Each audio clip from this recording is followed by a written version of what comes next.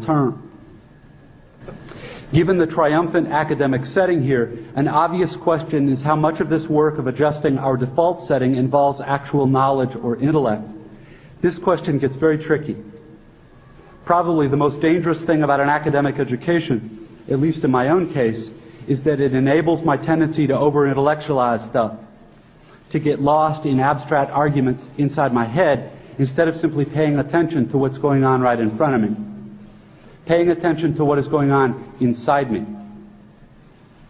As I'm sure you guys know by now, it is extremely difficult to stay alert and attentive instead of getting hypnotized by the constant monologue inside your own head. Maybe happening right now.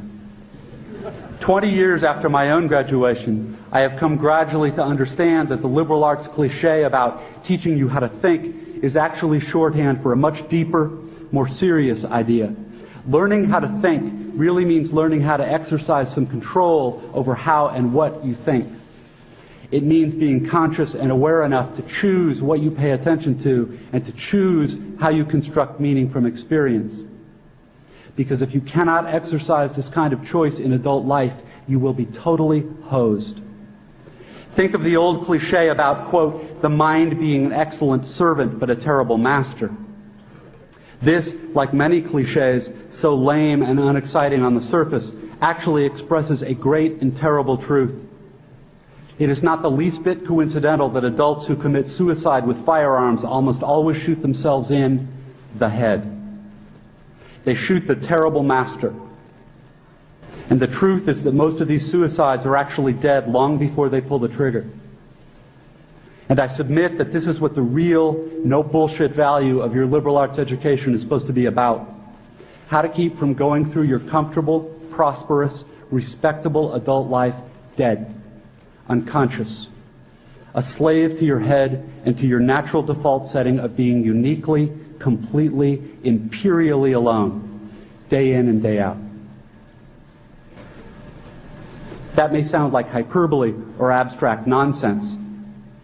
Let's get concrete. The plain fact is that you graduating seniors do not yet have any clue what day in, day out really means. There happen to be whole, large parts of adult American life that nobody talks about in commencement speeches. One such part involves boredom, routine, and petty frustration. The parents and older folks here will know all too well what I'm talking about.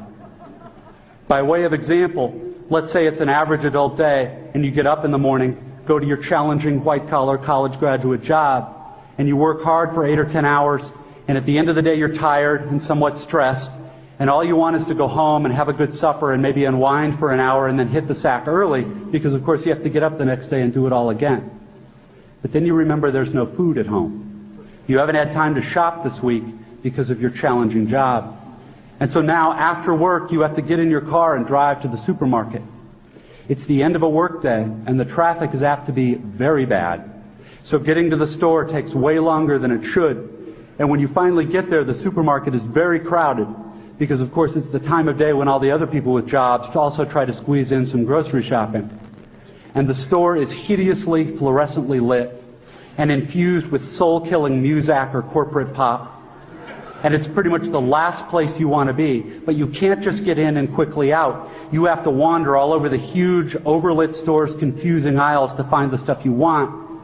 And you have to maneuver your junky cart through all these other tired, hurried people with carts, etc., cutting stuff out because it's a long ceremony. And eventually,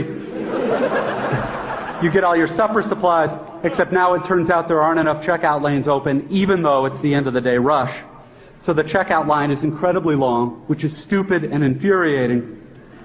But you can't take your frustration out on the frantic lady working the register, who is overworked at a job whose daily tedium and meaninglessness surpasses the imagination of any of us here at a prestigious college. But anyway, you finally get to the checkout line's front, and you pay for your food and get told to have a nice day in a voice that is the absolute voice of death. And then you have to take your creepy, flimsy plastic bags of groceries in your cart with the one crazy wheel that pulls maddeningly to the left, all the way out through the crowded, bumpy, littery parking lot. And then you have to drive all the way home through slow, heavy, SUV-intensive rush hour traffic, etc., etc. Everyone here has done this, of course.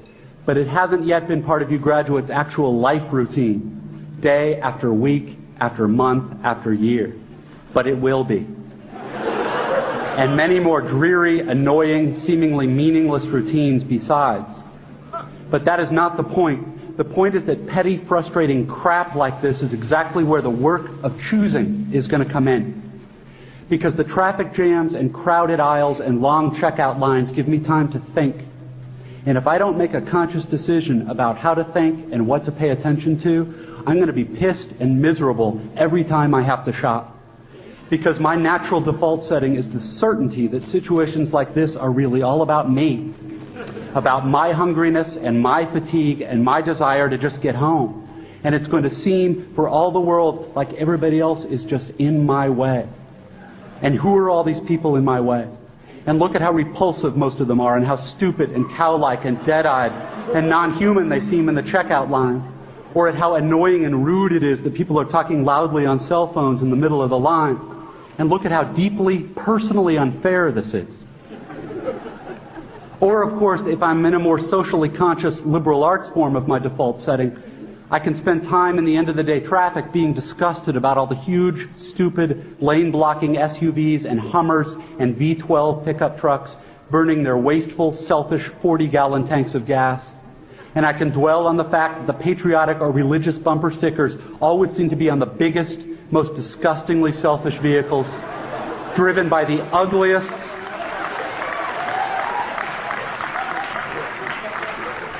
this is an example of how not to think. The biggest, most disgustingly selfish vehicles driven by the ugliest, most inconsiderate and aggressive drivers.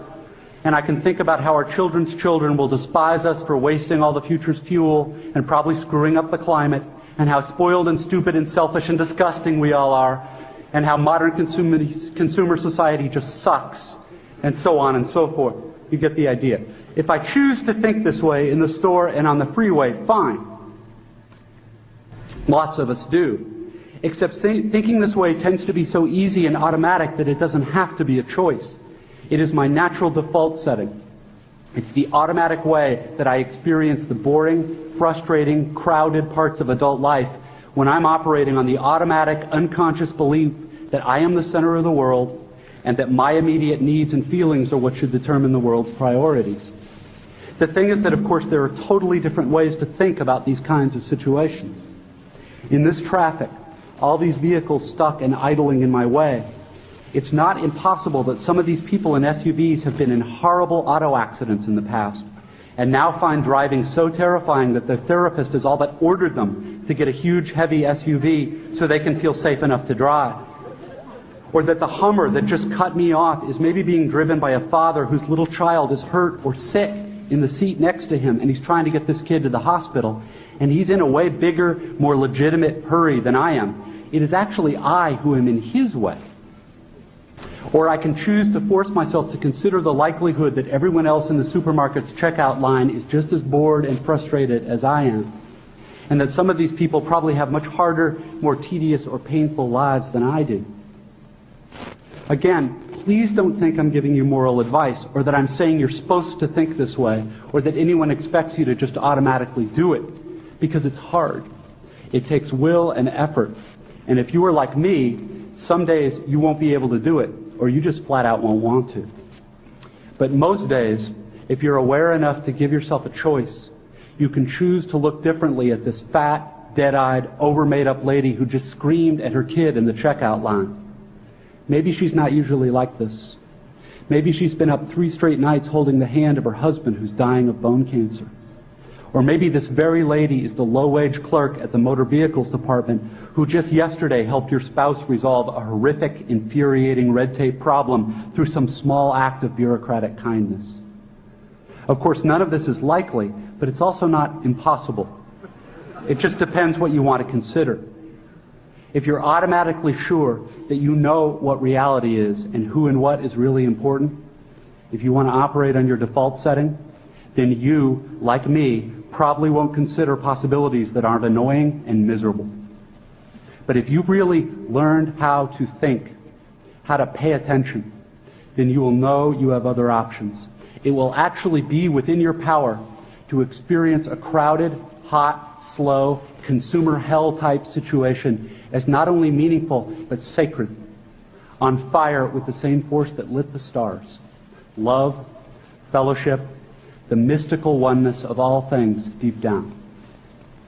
Not that that mystical stuff's necessarily true. The only thing that's capital T true is that you get to decide how you're going to try to see it. This, I submit, is the freedom of real education, of learning how to be well-adjusted. You get to consciously decide what has meaning and what doesn't. You get to decide what to worship. Because here's something else that's weird but true. In the day-to-day trenches of adult life, there is actually no such thing as atheism. There is no such thing as not worshiping. Everybody worships. The only choice we get is what to worship. And a compelling reason for maybe choosing some sort of God or spiritual type thing to worship, be it JC or Allah, be it Yahweh or the Wiccan Mother Goddess or the Four Noble Truths or some inviolable set of ethical principles, is that pretty much anything else you worship will eat you alive. If you worship money and things, if they are where you tap real meaning in life, then you will never have enough. Never feel you have enough. It's the truth.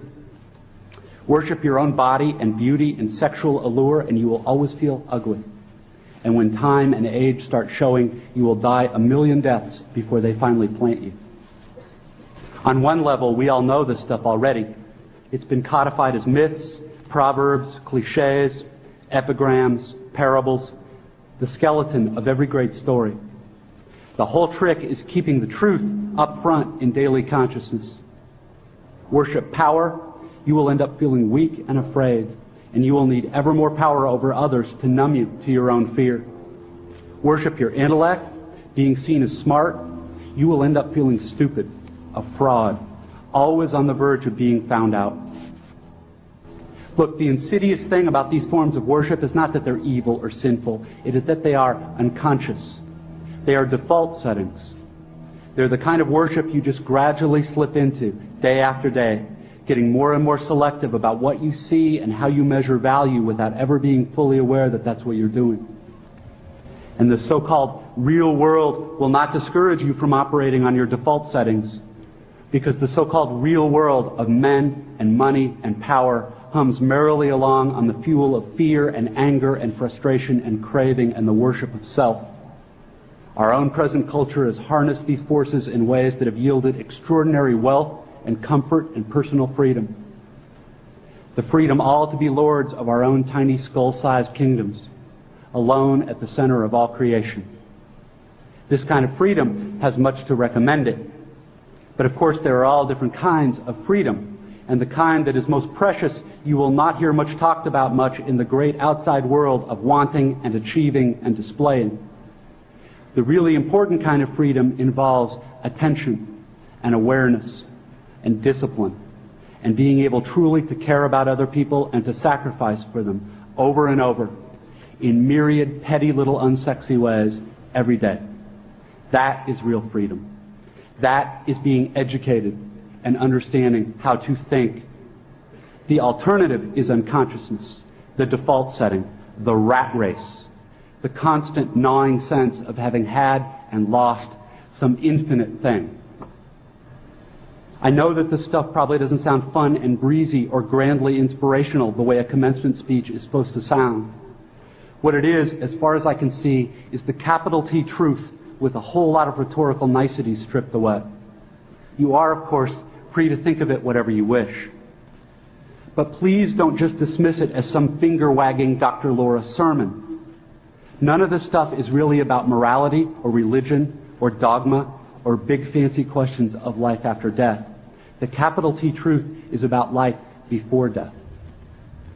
It is about the real value of a real education, which has almost nothing to do with knowledge and everything to do with simple awareness. Awareness of what is so real and essential, so hidden in plain sight all around us all the time, that we have to keep reminding ourselves over and over, this is water. This is water. It is unimaginably hard to do this, to stay conscious and alive in the adult world day in and day out. which means yet another grand cliche